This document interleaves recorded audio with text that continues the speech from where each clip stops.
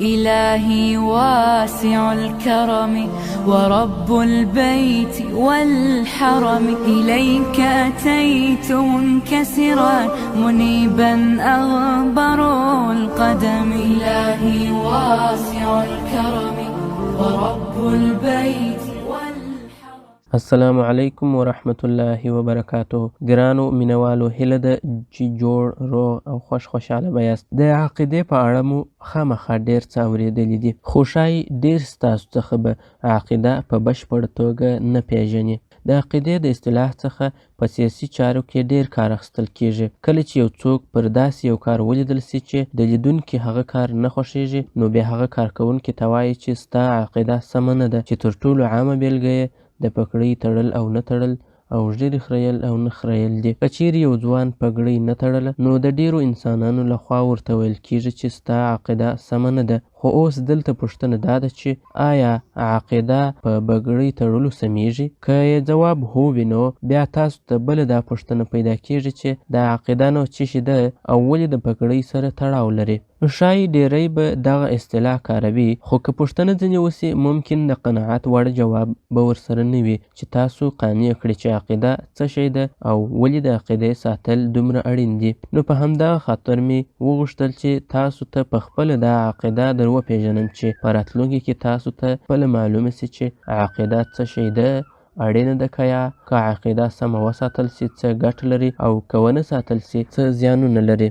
إلهي واسع الكرم ورب البيت والحرم، إليك أتيت منكسرا منيبا أغبر القدم. إلهي واسع الكرم ورب البيت والحرم.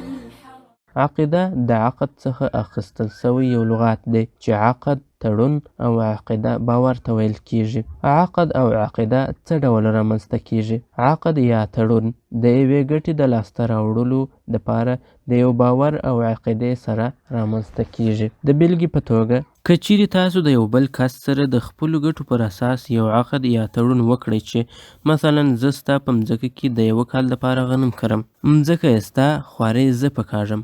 که چیرې دغه مځکه 2 خرواره غنم وکړي، نو یو خروار تا ته درکوم او یو خروار زما دی. دا د دوی ترمنځ عقد یا تړون دی، او د دوی دغه عقد یا تړون د یوې عقیدې یا باور دپاره دی چې هغه عقیده یا باور دا دی چې دوی دواړو ته به د کال په پای کې ګټه، یعنی یو خروار غنم په لاس ورځي. اوس نو د کارګر او مځکې والا ترمنځ دغه عقد یا تړون چې کارګر به په مځکه کې کار کوي او مځکه والا به یو کال کارګر ته دا اجازه ورکوي چې د ده په مځکه غنم وکري، د یوې عقیدې یا باور سره رامنځته سو، چې هغه عقیده یا باور دا دی چې د کال په پای کې به دواړو ته د دغه عقد ګټه چې یو خروار غنم دی ورسیږي. په دغه بیلګه کې که چیرې د تړون یا عقد یو اړخ خپل وتړون ته ژمن پاته نسي، نو داسې ګڼل کیږي چې د سرغړونکي کس عقیده یا باور خراب سوی دی، یعنی دی باور نه لري چې ګټه دې ترلاسه کړای سي، چې هغه ګټه یو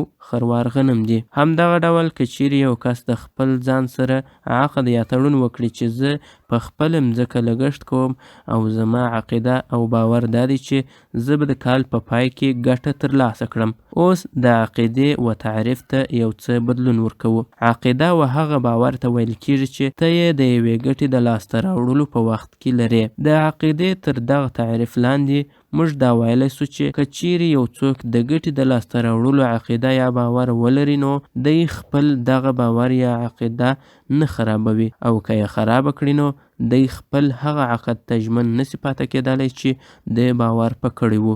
بله بیلګه، هر انسان د ځان سره دا عقد او تړون لري چې اور ته به ګوتې نه وروړي، او دغه عقد او تړون د یوې ګټې دپاره سوی دی چې هغه ګټه دا ده چې انسان د اور د زیان څخه روغ رمټ پاته سي. که چیرې یو انسان خپله دا عقیده او باور ولري چې که چیرې اور ته لاس وروړل سي، نو اور لاس سوځي او زیان ورسوي، نو د ځان سره خپل د عقد او تړون وکړي چې اور ته به هیڅکله لاس نه وروړي، او که دا باور د لاسه ورکړي چې اور سوځل کوي، نو بیا هیڅکله ځان نه ځینې ژغوري. اوس به ښایي پوره پوهېدلي یاست چې عقیده څه ته وایي او څه شی ده. دوهمه پوښتنه دا وه چې آیا عقیده اړینه ده که یا؟ ښایي د دغه پوښتنې په ځواب به لوړ پوهېدلي یاست، خو د خلاصې په شکل به ووایم چې که چیرې یو څوک غواړي هغه ګټه ځان ته ورسوي چې دی یې د سمې او بشپړې عقیدې د لرلو په وخت کې لري. مثلا دا انسان چې د ځان سره په پوره او بشپړه ډول دا عقیده ولري چې اور ما سوځي، نو هیڅکله به لاس نه وروړم. اوس نو د نه سوځل کېدلو دپاره چې دغه د انسان یوه ګټه ده، دی باید د اور د خطر عقیده د ځان سره تل ولري، او که چیرې دی دغه عقیده خرابه کړي او پوښتنه ورته پیدا سي چې آیا رښتیا هم اور زما لاس سوځي که نه، او یا هم د دغه عقیدې سره سره چې اور مې سوځي د اور د په لاس کې را اخیستلو شوق ورته پیدا سي، چې دغسې حالت او شوق ته د عقیدې کمزوري کېدل ویل کېږي. او کمزوري عقیدې او یا بې عقیدې کسان به تل د هغه تاوان سره مخ وي چې کوم چې د عقیدې د شتون په وخت کې ځینې په امن کې وي، ځکه نو عقیده بشپړ ساتل ډیر زیات اړین دي. اوس نو ښایي د پاته پوښتنو څېړلو ته اړتیا نه وي چې هغه دا وي که عقیده وساتل سي څه ګټه لري او که عقیده کمزوري سي څه زیانونه لري. په لومړي سر کې موږ ویلي وو چې د عقیدې په اړوند تر ټولو مشهوره بیلګه د پګړۍ تړل او نه تړل او ږیرې خریل دي، او د عقیدې څخه په سیاست کې هم ډیر کار اخیستل کیږي. نو اوس راځو دا څېړو چې د عقیدې په اړوند ولې د پګړۍ او ږیرې بیلګه تر ټولو عامه ده، او د عقیدې څخه ولې او څنګه په سیاسي چارو کې کار اخیستل کیږي. دا چې عقیده موږ د یو ګټې د لاسته راوړلو د باور په توګه وپېژندل، نو د پګړۍ ګټې او زیانونه څه دي او څنګه د عقیدې په اړخ کې دومره ډیرې خبرې ورباندې کیږي. موږ د پګړۍ په اړه کوم عقد او تړون کړی دی، د دغه باور په پایله کې موږ کومه ګټه ترلاسه کوو، د دغه باور او عقیدې په کمزوري کېدلو سره موږ کم زیانونه وینو. لومړی ځواب: د پګړۍ د ګټو په اړه هغه وخت تاسو پوهېدلی سئ چې تاسو اسلام او پښتني کلتور یو ارزښتمن شی وبولئ، او د زیانونو په اړه یې هم هغه وخت پوهېدلی سئ چې د هغه وګړو حالت ښه په ځیر سره وګورئ چې اسلام، اسلامیت او افغاني کلتور یې تر پښو لاندې کړی وي. داسې به ډېر لږ کسان وي ان تر دې چې هیڅ مسلمان افغان به لا هم د اسلام او افغاني دود او کلتور د ګټو څخه بېخبره نه وي. خو داسې کسان خامخا ډېر زیات دي چې د اسلامي او افغاني کلتور د پرېښودلو د زیانونو څخه به خبر نه وي. نو راسئ چې د یو څو بیلګو په وړاندې کولو سره یې تاسو ته وښیم چې د خپل دود پرېښودل څه زیانونه لري. افغانان په خپله ټولنه کې یو دود او رواج لري چې خپل کور ته د اجازې پرته د پردو سړیو ورننوتل نه خوښوي، او هیڅکله هم چاته اجازه نه ورکوي چې یو څوک چې د کور والا په نه شتون کې د یو چا کور ته ننوځي، ځکه چې افغانان په دې عقیده او باور دي چې که زما کور ته بې له اجازې څوک راننوځي، دا زما د ښځینه سپکاوی دی او یو فاحش کار هم دی، او اسلامیت او افغانیت دواړه دا هیڅکله نسي زغملی چې د یوې مسلمانې خور او مور سپکاوی دې وسي. په پورته بیلګه کې په ډاګه سول چې د خپل اسلامي دود په پرېښودلو سره موږ ته کوم زیان را رسېدلی سي، او ومو لیدل چې زموږ اسلامي او افغاني دودونه څومره ارزښتمن دي. دوهم ځواب: پر پګړۍ باندې د عقیدې یا باور په اړه ولې دومره ډیرې خبرې کیږي؟ هغه ځکه چې دا یو داسې اسلامي او افغاني ارزښتمن دود دی چې ارزښت یې ښکاره نه معلومیږي، او که چیرې پرېښودل سي زیان یې هم ښکاره نه معلومیږي. یهودیان او صلیبیان هڅه کوي چې د مسلمانانو یو داسې عقد او تړون ورکمزوري او خراب کړي چې د هغه عقد او تړون په اړه د مسلمانانو عقیده او باور دا دی چې که چیرې موږ دغه عقد ته ژمن پاته سو، نو هیڅکله به مغلوب او مات نه سو. هغه تړون چې مسلمانانو ورباندې د بري باور کړی دی، هغه تړون اسلام دی، خو بشپړ اسلام، ځکه چې اسلام تجزیه کېدلی نسي. دا په تاریخ کې یو منل سوې خبره ده چې هغه څوک چې د اسلام و بشپړ تړون ته ژمن پاته سوی دی، هغه هیڅکله د خپلې موخې په لاسته راوړلو کې پاته نه دی راغلی. د بیلګې په توګه نبي کریم صلی الله علیه وسلم او د هغه ملګري صحابه کرام رضوان الله علیهم اجمعین.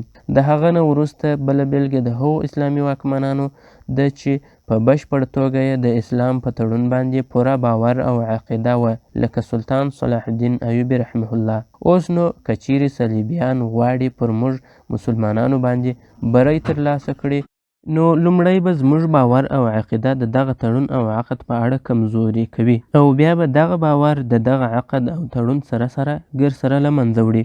دا چې مسلمانان پر خپل دغه عقیده او باور باندې چې اسلام زموږ د بری لامل دی تر داسې کچې کلک ولاړ دي چې هیڅکله یې دا باور نه دی کمزوری سوی، ځکه نو یهود او صلیبیان اوس کوشش کوي چې زموږ دغه عقد او تړون چې هغه عقد اسلام دی له منځه یوسي، یعنی زموږ څخه یې هیر کړي، داسې یې راڅخه هیر کړي چې بیا به موږ یوازې په خوله وایو چې اسلام زموږ د بری لامل دی، خو موږ به بری نسو ترلاسه کولی، ځکه چې موږ به اسلام زده کړی نه وي او په دې به نه پوهیږو چې اسلام څه شی دی، یعنی یوازې به اسلام په نامه پاته وي. دا چې یهودیان او صلیبیان مسلمانان و دغسې یو حالت ته رارسوي چې بیا به اسلام یوازې په نامه اسلام پاته وي، نو د دې دپاره د دوی د مسلمانانو څخه د اسلام هغه دودونه او برخې چې ګټه یې په ښکاره نه معلومیږي قرار له منځه وړي، چې اوس مهال کار پر اسلامي زده کړو، پګړۍ، ږیره، حجاب او داسې نورو دودونو روان دی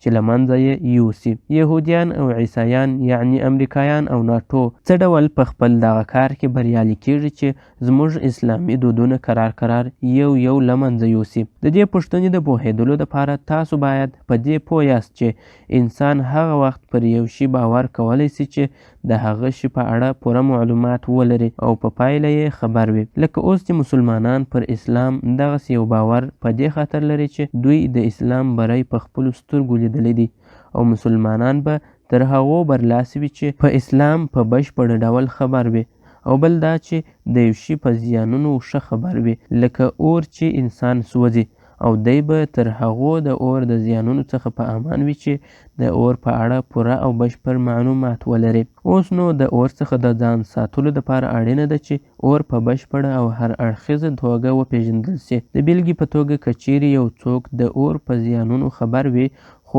اور او د اور ډولونه نه پېژني، نو نسي کولی ځان ځینې وژغوري. که چیرې یو څوک وغواړي چې بل انسان له منځه یوسي خو زور یې نه پرسیږي، نو د ځان سره فکر وکړي چې دا سړی باید زه په اور وسوځم. اوس نو دا کمزوری انسان دا وس او ځواک نه لري چې دا زورور انسان وتړي او بیا یې و اور ته ور ټېل وهي او هغه خپله هم و اور ته نه وردانګي. بیا نو دا کمزوری سړی باید داسې یو چم جوړ کړي چې د زورور سړي څخه اور ورک کړي، یعنی په نامه اور پیژني خو مخامخ او په حقیقت کې یې اور په هر اړخیزه توګه نه وي پیژندلی. مثلا کمزوری سړی ورته وایي چې اور خو یوازې هغه لمبه ده، د سکروټې خو سړی نه سوځي، هغه د اور څخه چې سړی ځان ساتي هغه خو یوازې لمبه ده، د سکروټې خو ډېرې ګټې لري. ته نه ګورې چې خلک په ژمي کې په صندلي کې ځانونه پر تودوي، په تنور کې اوبه پکښې تودوي، او دغه ډول په بخارۍ کې هم تل همدغه ګټورې سکروټې پرتې وي، ځکه نو ته هم باید د دغه سکروټو څخه ګټه پورته کړې. اوس خو ستا ډېر یخ کېږي، ته باید د ځان تودولو دپاره د سکروټو و مابینځ ته ورسې چې په ښه توګه سره د سکروټو ګټه در ورسېږي او د یخنۍ څخه وژغورل سې، که نه دا یخنۍ به تا ووژني. دا چې زورور سړی یوازې د اور په اړه دا اورېدلي و چې د اور څخه باید ځان وژغورل سي، خو اور یې نه و پېژندلی، نو دی د خپل ځان د تودولو په عقیده چې دا یو خرابه عقیده ده په سکروټو ګډېږي. په دې سره کمزوري سړي د زورور سړي څخه اور ورک کړ، او د اور په نه پېژندلو سره د هغه د سوځلو باور او عقیده هم له منځه ولاړه چې د اور په اړه لرله. او که په دې مابینځ کې یو خواخوږی کس و زورور کس ته ووایي چې دا سکروټو ته مه ګډېږه سوځي دي، نو زورور کس دا فکر کوي چې دا خو زما خواخوږی نه دی بلکې زما دښمن دی، ولې چې دی غواړي ما په یخنۍ مړ کړي، خو هغه کمزوری کس زما دوست دی ځکه چې هغه غواړي زه د یخنۍ څخه وژغورل سم. همدغه ډول که چیرې کمزوری کس وغواړي چې زورور کس د تندې څخه مړ کړي، نو بیا ورته د پاکو او روڼو اوبو په اړه داسې خبرې کوي چې دی دغه پاکې اوبه ونه کاروي او د تندې څخه مړ او یا کمزوری سي. دا چې هر انسان دا عقیده او باور لري چې اوبه انسان د تندې څخه ژغوري، خو که اوبه ونه څښل سي نو انسان مري. په همدې توګه که چیرې دوه کسان سره ملګري وي، یو پکښې زورور او بل یې کمزوری وي، نو دا کمزوری کس وغواړي چې زورور کس له تندې مړ کړي، نو زورور کس ته د لارې د یوه کوهي په اړه ووایي چې په دغه کوهي کې باید اوبه ونه څښې، ځکه چې دا کوهی ډېرې تروې اوبه لري او که دې وڅښلې نو ښایي تر دغه به دې لا حال خراب سي. لږ څه وړاندې بل کوهی هم سته، تر هغه کوهي پورې صبر وکړه، هغه ډېرې خوږې اوبه دي. کله چې دوی هغه کوهي ته ورسېږي بیا کمزوري ورته وایي دا کوهی مردار سوی دی، دا اوس د څښلو نه دی، مخ ته به بل کوهی هم سته. پر هغه کوهي بیا ورته دا وایي چې زه دلته ورته سولم، اوبه پکښې نه وې، اوس خو ته ډېر ستړی او تږی یې، که ورته سوې بیا نسې راختلی، مخکې بل کوهی سته هغه ته به ولاړ سو. اوس چې دا زورور انسان تر داسې حده رسېدلی دی چې نور نو وڅا ته د ورتا کېدلو نه دی، نو خامخا به په د ډک څا تر غاړه مري. خو که چیرې ده هڅه کړې وای او د کمزوري انسان خبرې یې څېړلې وای چې آیا دا خبرې د منلو دي که یا آیا رښتیا هم څا یا کوهی وچ دی، آیا رښتیا هم دا اوبه تروې دي، نو هېڅکله به دی پر اوبو بې باوره سوی نه وای. همدغه ډول اسلام هم اوبه وبولئ او د اسلام هر حکم او دود یو کوهی یا څا وبولئ چې په هر کوهي کې یې پاکې او خوږې اوبه دي. که چیرې موږ د صلیبیانو خبرې ومنو نو هېڅکله به ځان تر مزله ونه رسوو.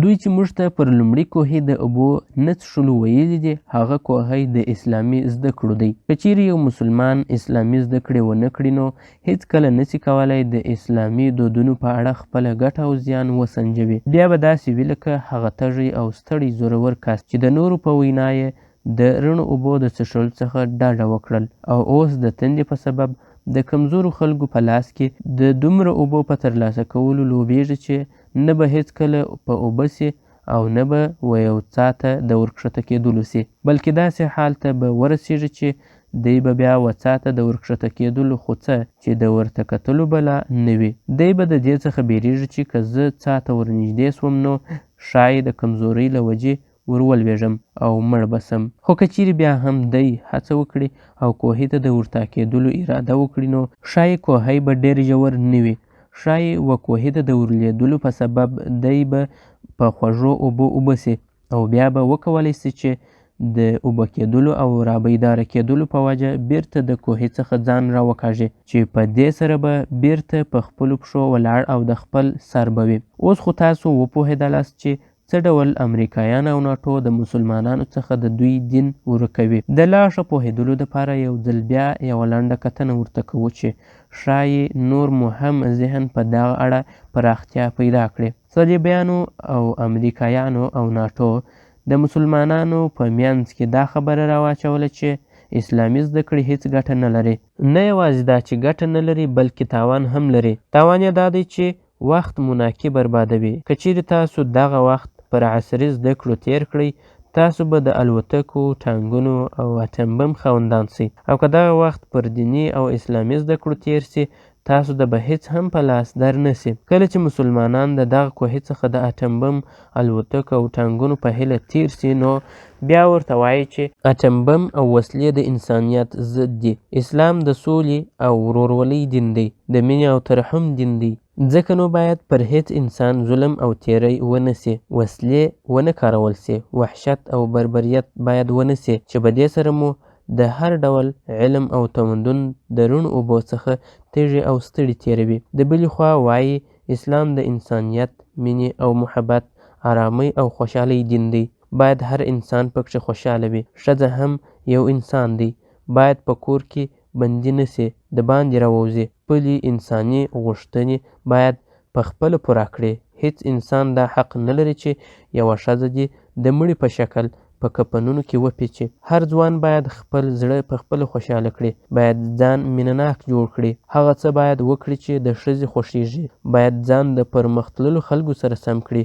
ږیره او پګړۍ د پخوانیو کار دی، ګټه نه لري او تاوان یې دا دی چې یو ځوان پکښې وحشي او بدرنګه ښکاري چې په دغه ډول خبرو بیا هڅه کوي موږ د فحشا په رنګینو سکروټو کې د ځان تودولو په بهانه وسوځوي. اوس به ښایي تاسو ته معلومه سوې وي چې د پګړۍ په غورځولو او ږیرې په خریلو سره موږ دا زیان وینو چې د ځوان نسل ارادې او هیلې مو یوازې د ښځو د زړه خوشحاله کول ګرځي او ټول هغه اسلامي پښتني او افغاني ارزښتونه تر پښو لاندې کوي چې باید د یې ساتنه او روزنه وکړي. یو اخري بیلګه چې د سر په سترګو یې وینو هغه د فلسطین حالت دی چې د اسلام د ځینې حکمونو په نه عملي کولو سره تر داسې کچې رسېدلی چې تر اوسه دومره نه و کمزوری سوی.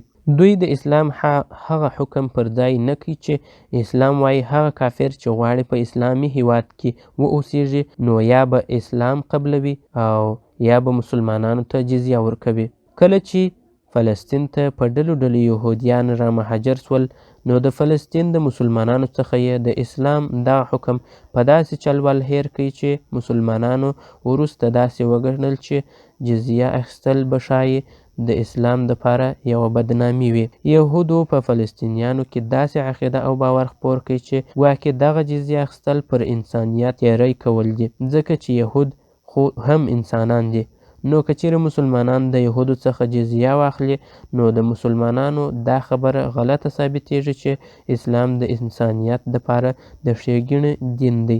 مګر اوس چې د هغه یهودو پښې په فلسطین کې ټینګې سوې چې په لومړي سر کې یې د انسانیت او اسلامیت خبرې کولې داسې کړنې کوي چې انسانیت ورته حیران دی. دوی په ظلم کې ان تر داسې کچې پورې رسېدلي دي چې د ماشومانو مسلمانانو غوښې یې د خوړلو دپاره کباب کړې او دغه کار یې یو ځل نه په سلګونو ځله کړی دی. که چیرې فلسطینیانو د اسلام د دغه کوهي اوبه تروې نه وای بللې او خپله یې دا څېړنه کړې وای چې د اسلام دغه حکم څه ګټه لري نو هېڅکله به تر دغه کچې پورې نه وای را رسېدلي.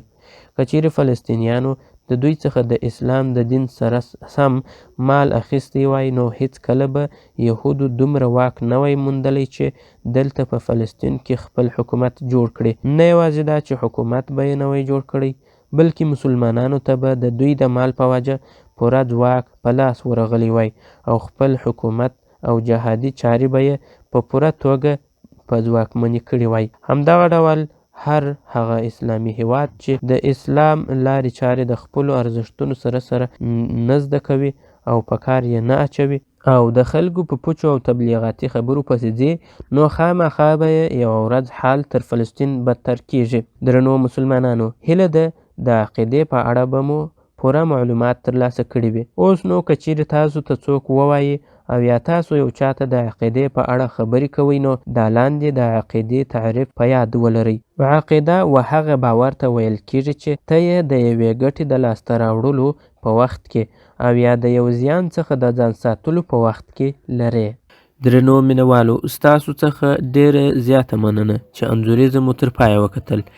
د انځوریزې په پای کې ستاسو ټولو څخه یوه پوښتنه لرم او هغه دا چې آیا کوم کسان چې ږیره خریي د هغوی دا دلیل سم او پر ځای دی چې دوی وایي دا زموږ او د خدای ترمنځ شخصي کار دی؟ آیا د دوی دغه کار زموږ د ټولنې او یا پخپله د دوی دپاره کوم زیان نه رسوي؟ که چیرې تاسو په دغه زیان پوه سوي یاست نو خامخا په څرګندونه یا کمنټ کې راته ووایاست. تر بلې دغسې یوې انځوریزه مو پر لوی او پالونکي الله تعالی سپارم. د خدای په امان.